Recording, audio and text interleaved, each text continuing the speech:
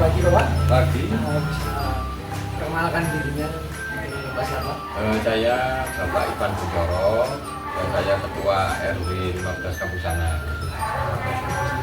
Bapak kami dari Divisi Kewirausahaan PT Malang Ibrahim Malang. Di sini kami ingin menanyakan tentang bagaimana tata cara orang yang ingin belajar UMKM untuk suatu usaha dari awal hingga bisa terlaksana usaha. Mungkin kita langsung melanjutkan pertanyaan. Pertanyaan pertama, bisa diceritakan Bapak bagaimana tata cara orang untuk memulai usaha dari awal sampai benar-benar dia bisa menekuni usaha tersebut. Kebetulan di Kampung Sanan ini memang sentranya tempe ya, tempe dan keripik tempe.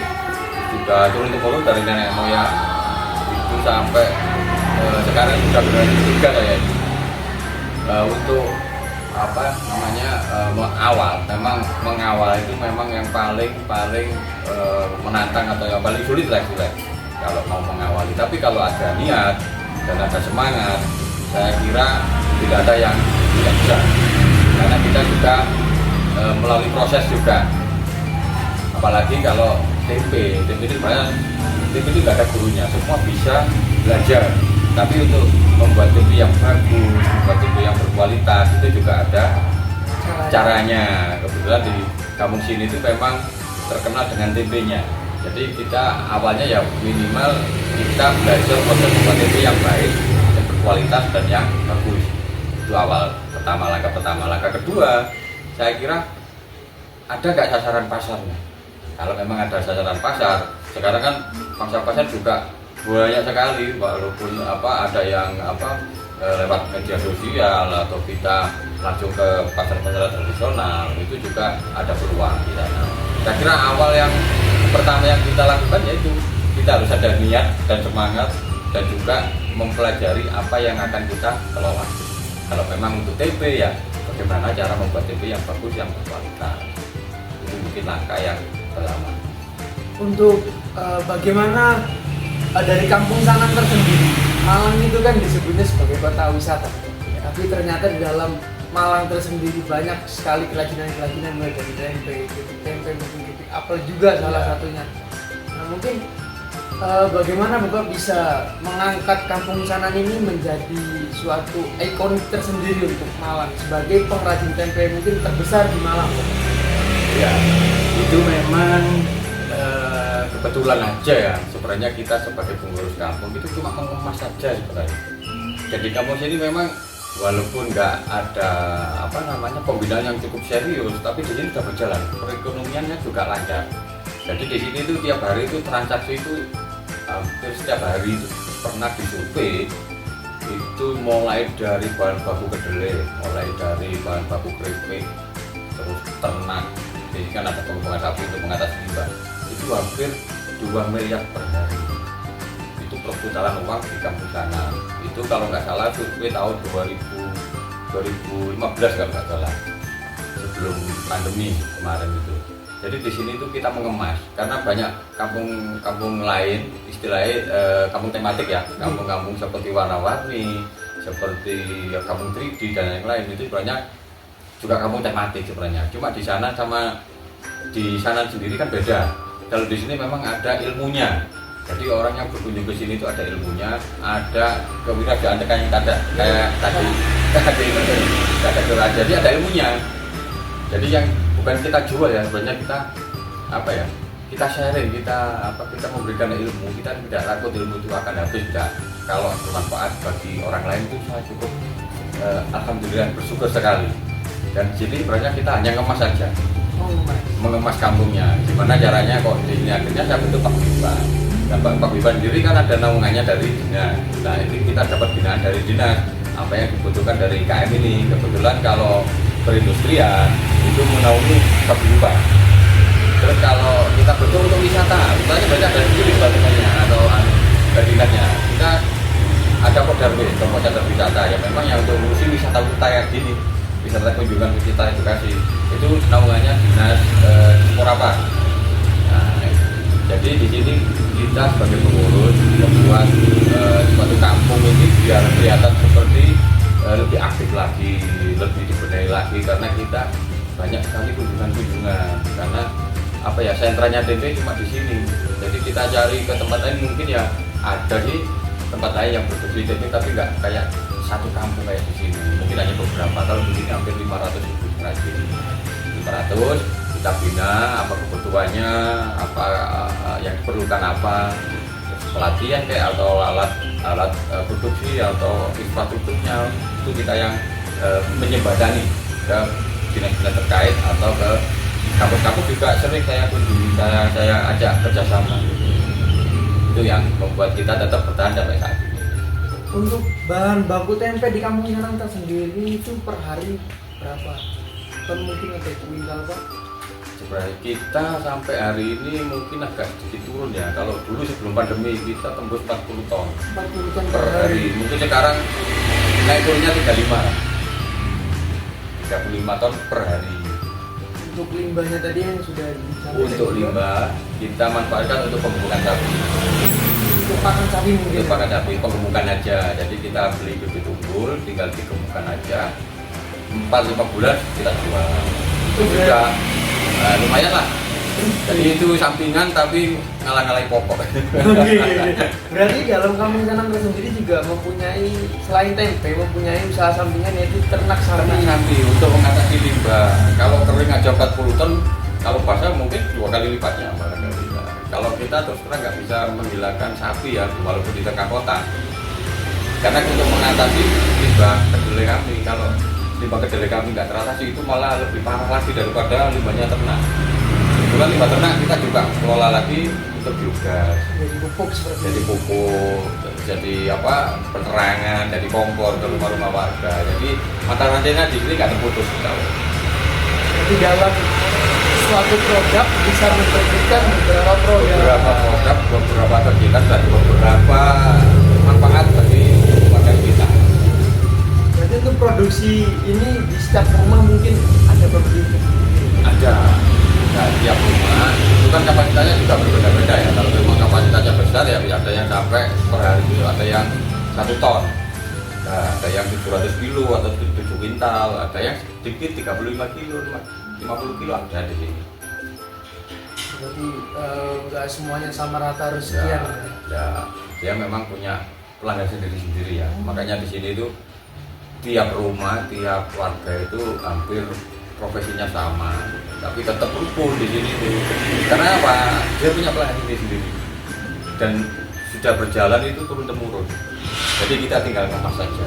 Sebenarnya ya lebih sulit orang yang ngatur, orang yang pegang duit sebenarnya. Iya, Lebih sulit sebenarnya. Karena dia sudah pegang ya. Saya gini aja udah bisa beli mobil, udah beli sepeda ya, udah makan enak.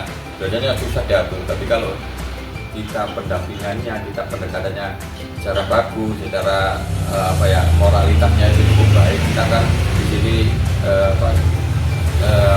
sosial ekonominya cukup lumayan. Tapi perlu memang pendampingannya untuk menuju yang lebih baik. Untuk di Kampung Sananta sendiri kan tadi Bapak menjelaskan udah 3 generasi, Iya. Bapak generasi ketiga. Mungkin untuk diperkirakan itu mulai tahun berapa di sana nih? Nah, itu yang saya menulis di jalan buntu ya, karena memang ada versi kebetulan waktu bedah sejarah di kampung sebelah. Itu katanya kampung sebelah itu sebenarnya yang membawa ilmu tempe ke sana. Itu tapi sekitar tahun berapa ya? Tahun 80 atau 70. Tapi kakek saya aja kelahiran 24. Tapi sebelum Indonesia merdeka itu Pak? Iya, sebelum dia merdeka itu kakek saya tanya tuh, dia kan sudah generasi keberapa ya? Dia lahir sudah ada tempe.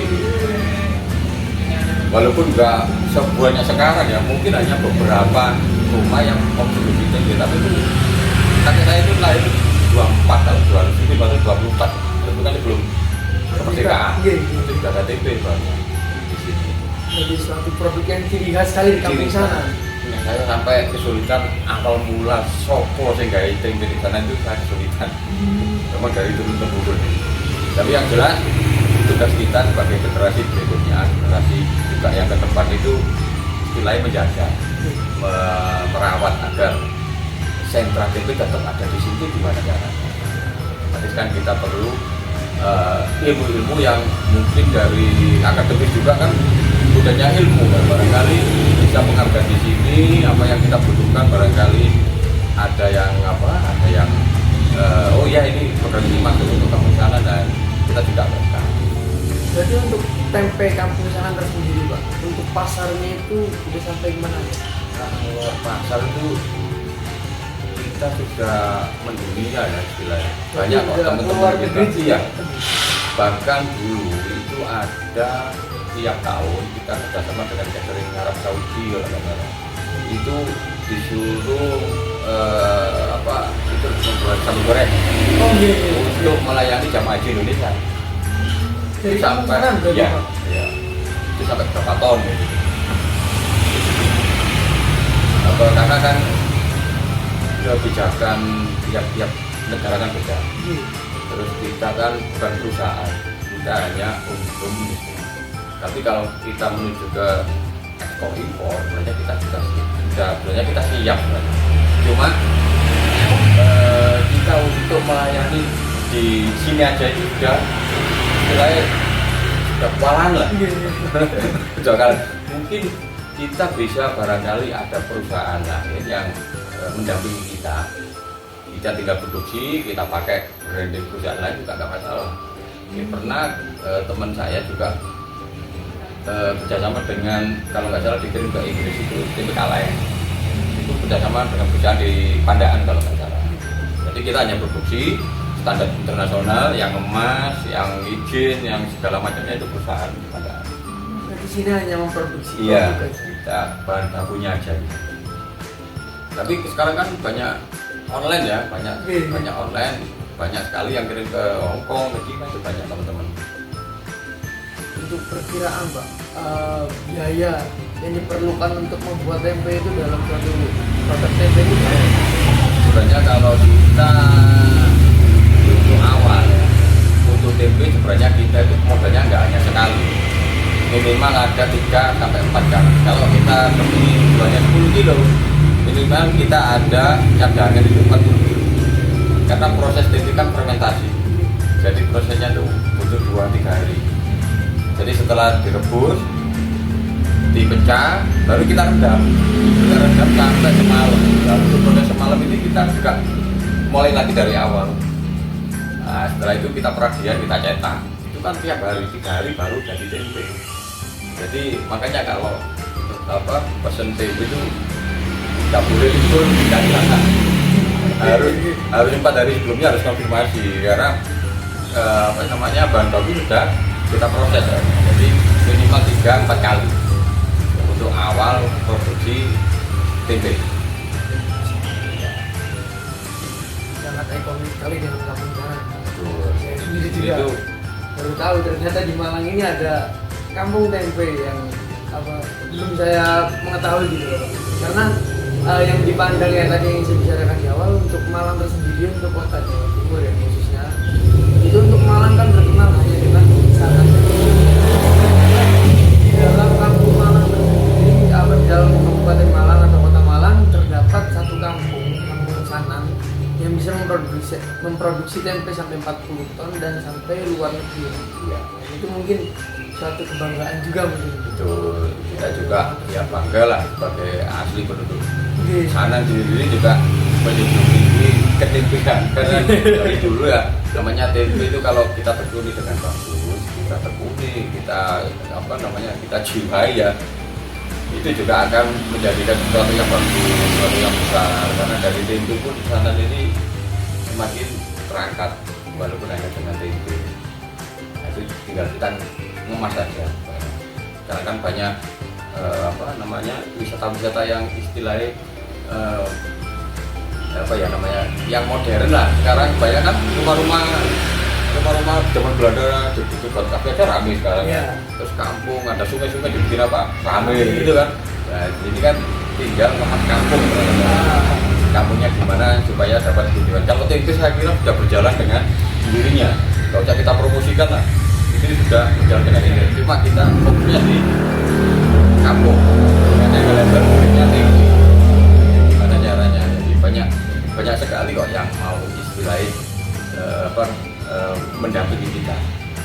wisata untuk branding kampung Sanan, dia titip nama Sanan untuk branding perusahaannya, untuk instansinya itu banyak sekali.